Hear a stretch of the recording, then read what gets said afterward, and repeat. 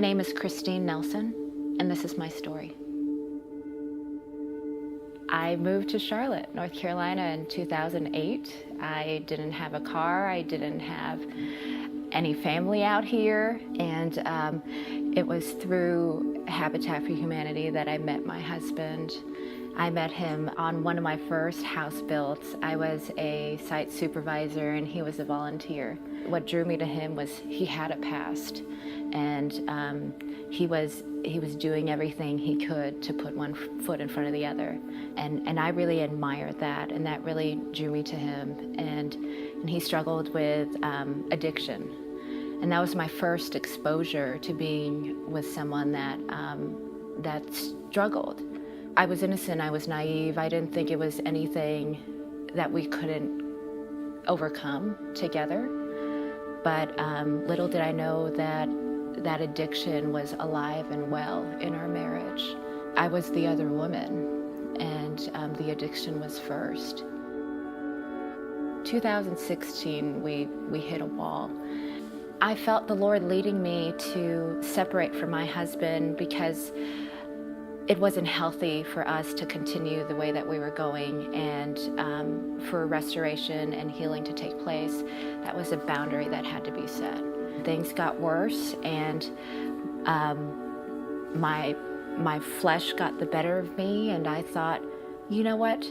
I'm not going to separate from my husband. I'm going to divorce him because I don't deserve this. I deserve better.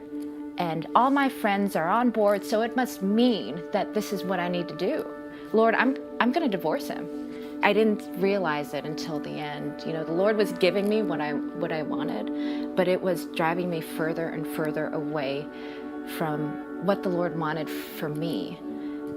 I remember being so depressed. I was driven into depression. It was around the holidays, and I fell to my knees and I just started pouring my heart out to the Lord. And he really laid, for the first time for me as a Christian, he really laid on my heart the message of grace and the message of mercy. I didn't deserve it. Lord knows I didn't deserve it, and yet he gave it to me freely. I didn't understand it, but I trusted him. That was a wake-up call for me, and I thought, okay, Lord, I'm not going to move forward with divorce, because that confirmed that that wasn't the Lord's will for us. It was just after Christmas that I had met with my husband. We had dinner at his mother's house, and it was the first time I had seen him in months. And I remember telling him that the Lord had changed my heart, and I asked him to forgive me, and I still had hope that the Lord was going to do something amazing if we just stay the course. We had hope that we were going to overcome this, and that my husband was going to be delivered, and that he was going to restore our marriage. And the Lord did, just not the way I had expected. Beginning of this year, 2018, where my husband, he was in a wreck. He was in an accident that where he slid on the road and broke 3 bones in his leg. What happens when you take someone to the hospital and they have an injury? You put them on pain medication. My husband had such an addictive spirit. It didn't matter what the substance was.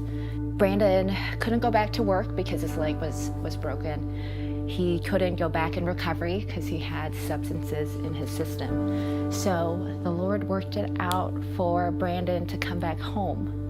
And I told my husband, I said, you know, move back in with me. You know, I'm ready to share the rest of my life with you.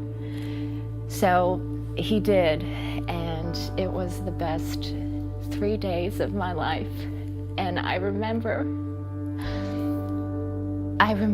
staying up past midnight till 5 a.m, just talking and laughing and going over jokes and just loving on each other. And the Lord restored our marriage. The Lord answered my prayer, just not in the way I'd expected. So we had a beautiful 3 days together. And then one day he told me he wasn't coming home, that he had messed up and he made a mistake and he relapsed and he just couldn't face it anymore. He couldn't. Brandon's mother said, I found out where Brandon is. He's at a motel in Rock Hill, and we get to this motel and we saw Brandon, and he was so far gone. I had never seen him like that before. And finally Brandon's mom says, do you want us to call the hospital? Do you want us to get you help? And he looks at his mother and says, Mom, I've got to do this for myself. You can't keep saving me. I've got to do it. On the way home, I just poured my heart out to the Lord, and I just kept praying and asking and just crying out to him to deliver Brandon and to have his way in his life, to do whatever it would take to deliver him from these chains. The last words he said to us were, Mom, Kristine, I love you. I love you. And you can tell that was him. That was my husband. That was Brandon. It wasn't the addiction speaking. It was him. He died of an overdose that night.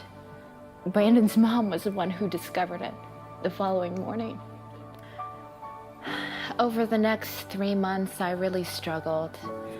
I remember one night clinging to my husband's shirt and just pouring tears into it. And the words just came out of my mouth. Take me home, Jesus. Lord, I'm ready. I'm so ready. Take me home. You know, I thought of couples that die within weeks or months of their spouse leaving this place, and I think, why can't that happen to me? I can't move on. I just can't. And I was convinced that I was going to die in my sleep. And sure enough, I woke up the next morning and I was still here. And over the next several months, the Lord helped me to see that there is goodness in the land of the living, that there is still hope here. I've learned that God never changes. He remains the same. And his faithfulness, I can rely on. I can hope in. I can put my trust in his faithfulness, and he won't ever fail me. His mercies are new in the morning, and he still chose to die for me, regardless of my flaws, regardless of my husband's imperfections. He still died for me, and nothing I do, nothing I can say can change his love for me.